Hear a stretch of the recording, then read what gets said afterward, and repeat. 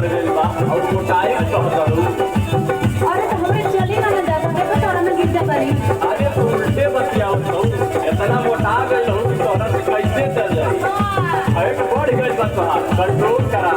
सुना है बात बोला बोला बाड़ू 70 के पार खवाली कई बार। हां भी है बाबा बाड़ू 70 के पार खवाली कई बार करी और मोटा के हमर कान में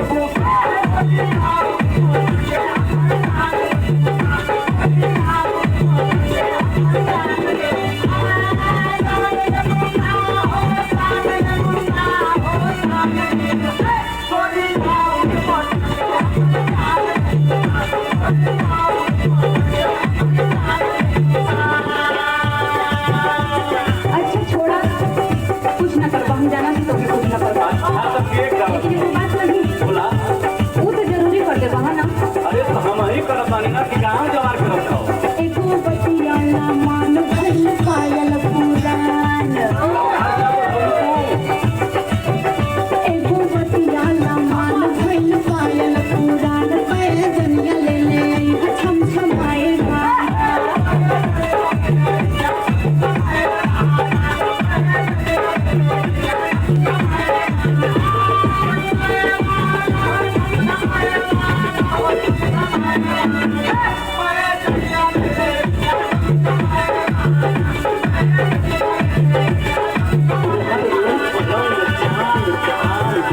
सही जानवर बा और ऊपर से काहे इतना टिके में बतियाओ तू तो हमारे जाने के बुका।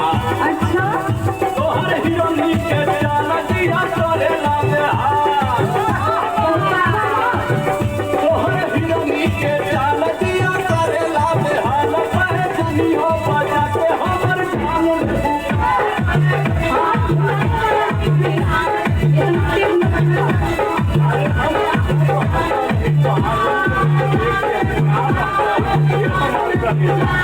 इतना